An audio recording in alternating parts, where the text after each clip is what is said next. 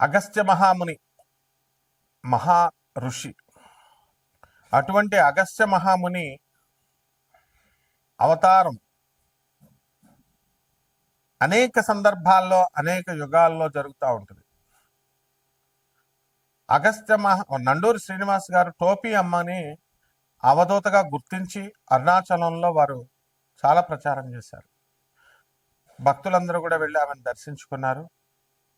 అదేవిధంగా కలియుగంలో సప్త చిరంజీవుల గురించి చూసాం మనం. అలాగే ఆంజనేయ స్వామి వారి కదలివనంలో హిమాలయ పర్వతాల్లో ఉంటారని చూసాం. అలాగే దత్తావతారాలను చూసాం మనం. కాశీనాయన గారు, నాంపల్లి బాబా గారు, తాజుద్దీన్ బాబా గారు అవతారాలు చూసాం. అలాగే ఇప్పుడు కూడా ప్రజెంట్ మనకి ఎన్నో జిల్లాలలో మనం ఈ యొక్క దత్తావతారమూర్తులను మనం చూస్తున్నాం. అలాగే అగస్త్య మహాముని సాక్షాత్తు మహావతార్ బాబాజీ గారికి ఆయన క్రియాయోగాన్ని బోధించారని విన్నాం.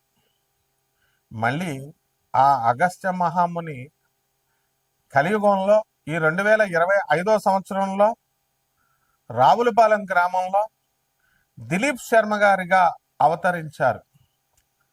వారు చిన్న వయసు నుంచే మరి మీడియా రంగంలో ఉంటూ ప్రజలందరినీ కూడా ధార్మికంగా ముందుకు తీసుకెళ్తూ తనదైన శైలిలో వారు తీసుకెళ్తున్నారు.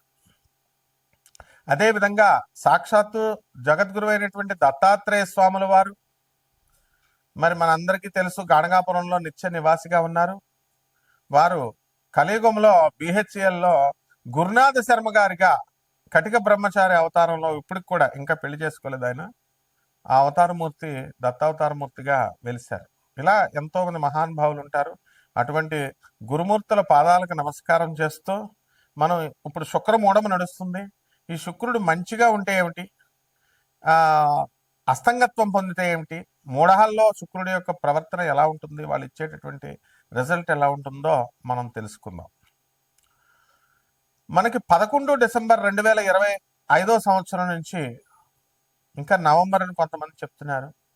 మొత్తం మీద రవి 14వ తేదీ తర్వాత ప్రతి నెల మారతాడని మనకు తెలుసు. 2025 సంవత్సరం ఇప్పుడు ప్రస్తుతం 14 తర్వాత మకర సంక్రాంతికి 14 జనవరికి మనకి 2026 సంవత్సరంలో మకర రాశి ప్రవేశం చేస్తాడు. అలాగే 14 డిసెంబర్కి ధనుసు రాశి ప్రవేశం చేస్తాడు. అంటే ప్రస్తుతం మనకి రవి ఎక్కడున్నాడండి? మనకి వృశ్చిక రాశిలో ఉన్నాడు. కుజ, బుధ, శుక్రులు ముగ్గురు కూడా మనకి వృశ్చిక రాశిలో ఉన్నారు. దానివల్ల మనకి ఏం జరిగిందండి అంటే మనకి అస్తంగత్వ దోషం పట్టింది శుక్రుడికి. అస్తంగత్వ దోషం శుక్ర మూఢమి అంటాం. రవి శుక్రుడితో కలిస్తే మూఢమి, శుక్ర మూఢమి. శుక్రుడు మూఢంలోకి వెళ్తే మనకు ఇవ్వాల్సినటువంటి భౌతిక సుఖాలన్నీ కూడా మనం కోల్పోతాం. ముఖ్యంగా స్త్రీలందరూ కూడా మూడీగా తయారవడం, భర్తలతో మాట్లాడకపోవడం, భర్తల్ని వేధించడం, అత్తగారులు, తల్లి, స్త్రీలంటే అందరూ ఇంకా ఎవరో ఒకళ్ళ పరంగా మొత్తం 12 రాసుల వారిని కూడా ఇబ్బంది పెట్టడం అనేటటువంటిది జరుగుతుంది. అందువల్లనే మనం ఏం చేస్తామంటే వివాహాలు, శుభముహూర్తాలు ఇవన్నీ కూడా మనం మానేస్తాం. పిల్లల సంతానాన్ని కూడా మనం గర్భాధాన ముహూర్తాలు, శోభనాలు ఇవి చెయ్యం. కనీసం ఎంత స్ట్రిక్ట్ అంటే మరి కనీసం పెళ్లి చూపులకు కూడా వెళ్ళాం. ఆ విధంగా గోదావరి జిల్లాల్లో మాకు చాలా పట్టింపు ఉంటుందన్నమాట. మోడాల్లో అస్సలు మాట్లాడకూడదు. మరి అటువంటి శుక్రుడు మనకు కనుక మంచిగా ఉంటే సంపదలను ఇస్తాడు, పెళ్లి కానిటువంటి వాళ్ళకి పెళ్ళిళ్ళు చేస్తాడు, సంతానాన్ని ఇస్తాడు. మరి అలాగే చక్కగా ఆయన వాహన యోగాలను ఇస్తాడు, ఏసీ రూములను ఇస్తాడు, ఇల్లులను ఇస్తాడు, అన్నీ ఇస్తాడు. శుక్రుడే బలం తగ్గిపోతే ఇంక మనకేం ఉంటుందండి ఇప్పుడు. కాబట్టి మళ్ళీ ఆ శుక్రమూఢం ఎప్పుడు దాకా పోతుంది? ఫిబ్రవరి 1వ తేదీ 2026 సంవత్సరం వరకు కూడా శుక్రమూఢం ఉంది మనకి. కాబట్టి ఆల్ శుభముహూర్తాలు బంద్. లాస్ట్గా అన్నప్రాసన కూడా చేయరు, గుండులు గీయించుకోరు, గడ్డాలు కూడా గీయించుకోరు. ఏదైనా దేవాలయాలకు వెళ్తే తలనీలాలు కూడా ఎవరు అంత స్ట్రిక్ట్గా ఫాలో అవుతారు గోదావరి జిల్లాలో.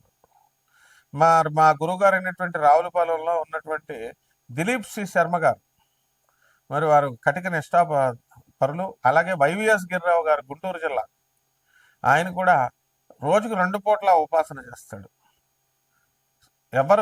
ఎవరున్నా సరే, సీఎంలున్నా, మినిస్టర్లున్నా, లేకపోతే ఎమ్మెల్యేలున్నా, సాయంత్రం అయ్యేసరికి 6 అయ్యేసరికి సంధ్యావందనం, పొద్దున సంధ్యావందనం చేస్తారు. సీనియర్ అసిస్టెంట్గా గవర్నమెంట్లో గుంటూరులో సెక్రటేరియట్లో ఉద్యోగం చేస్తున్నారు. ఇలాంటి నిష్ఠాపరులు ఉండడం వల్లే ఇంకా కలియుగంలో మనకి కాస్త ధర్మం నిలబడుతుంది అని మనం చెప్పాలి.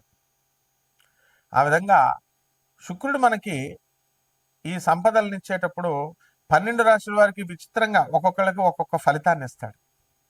తర్వాత 2026 సంవత్సరంలో ఫిబ్రవరి 1వ తేదీ దాటిన తర్వాత మరి శుభముహూర్తాలు ఇస్తారు. దీని అంతటికీ కూడా కారణం ఏమిటి? మరి ఇప్పుడు కూడా ఈ శుక్రమూఢములో మనం సమంత గారు, అందాల నటి, తెలుగు యువకుల హృదయాల్లో మరి కలల రాణి, అటువంటి సమంత, హీరోయిన్ సమంత ఈ శుక్రమూఢంలోనే పెళ్లి చేసుకుంది డిసెంబర్ 1వ తేదీన. మరి ఆమెకి తెలీదా? ఆమె దగ్గర పండితులు లేరా? అలాగే బాలకృష్ణ గారు అఖండ సినిమాని రిలీజ్ చేసుకున్నారు. ఎప్పుడు మనం అది అనివార్య కారణాల వల్ల ఆగిపోయింది. ఎందువల్లంటే సాక్షాత్తు పరమేశ్వరుడు, బాలకృష్ణ గారు పరమేశ్వరుడు అవతారం, అఘోరిగా యాక్టింగ్ చేయడం కోసమే శివుడు అవతారం వేసుకొని వచ్చినంత ఇదిగా ఆయన యాక్టింగ్ చేశారు. అలాగే శ్రీనివాసుడు, వెంకటేశ్వరుడు, తిరుమల వెంకటేశ్వరుడు బీబీ నాంచారమ్మను పెళ్లి చేసుకున్నాడని మనం విన్నాం. తులారాశి, ఈ తులారాశి వారికి అందరికీ కూడా మనకి బ్రహ్మాండంగా ఉంటుందండి. కోర్టు సమస్యల్లో ఉన్నటువంటి వాళ్ళు కోర్టుల చుట్టూ తిరుగుతూ ఉంటారు. ఏం చేస్తారు పాపం, మీరు సొంతంగా కాకపోయినా మీ నాన్నగారులు అందరూ కూడా సెకండ్ సెటప్ పెట్టుకుని వాళ్ళ పిల్లల కోసం ఏం చేస్తారంటే వాళ్ళు ఫారెన్ పంపించాలని 12 కోట్ల రూపాయలండి, అటువంటి వాటిని 50,000కి సంతకాలు పెట్టేస్తారు బ్రోకర్ గాళ్ళకి, రౌడీలకి. సంతకం పెట్టేయడం వల్ల మీరు అనవసరంగా కోర్టుల చుట్టూ తిరుగుతున్నారు. త్యాగాలు చేస్తున్నారు మీ తమ్ముళ్ళు పెళ్లి చేసుకోకుండా. ఈ పాపం ఊరికనే పొద్దండి. మీ నాన్నకి రౌరవాది నరకాలు వస్తాయి, కానీ అలాంటి ముండల ముఠాకోరికి ఎక్కడైనా స్వర్గం వస్తుందండి చెప్పండి? తండ్రి అయితే అవ్వచ్చు. అందువల్ల నడవడిక, ధర్మ ప్రవర్తన అవసరం. తర్వాత ఈ యొక్క ఆదాయాలు బాగా పెరిగిపోతాయి, చదువులు బాగా పెరుగుతాయి, విద్యార్థులు బ్రహ్మాండంగా పాస్ అవుతారు. ఆ తర్వాత ఇక ఏం కోరుకుంటారండి ప్రతి ఒక్కడు కూడా? పెళ్ళి అవ్వాలా, పెళ్ళి అయిపోతాయి. సంతానం కావాలా, సంతానం అయిపోద్ది. ఏమండి నేను కోరుకున్న అమ్మాయితో పెళ్ళి అవ్వాలండి, ఈ కోరిక. మరి మీ అమ్మ మీ నాన్న ఎందుకన్నారు నిన్ను? అలా కొన్ని ఆశలు ఉంటాయి ఎవరితో చేయాలో. అసలు మీరెవరు ప్రేమించడానికి? అసలు మీకు ఏ హక్కు లేదు. భూమి మీదకి మీ అమ్మ మీ నాన్న ఉంటేనే కదా మీరు వచ్చారు. వాళ్ళు ఏది చెప్తే చేయండి. No own decisions.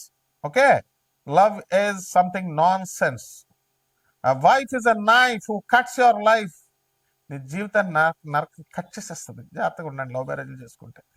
పెద్దవాళ్ళు చెప్పినట్టు, మీ అమ్మ మీ నాన్న చెప్పినట్టు చేయండి. ఎక్సెప్షనల్ కేసెస్, ఎక్కడో 1,000,000 మందిలో 1% మంచి వాళ్ళు ఉంటారు. అలాంటి వాళ్ళు మాత్రం లవ్ చేసుకోండి, ఏం పర్లేదు. వాళ్ళు ముస్లిం అమ్మాయినైనా పర్లేదు, మా దీపు స్టార్ లాగా. తర్వాత ఈ యొక్క వ్యవసాయం బ్రహ్మాండంగా చేస్తారు రైతులందరూ కూడా.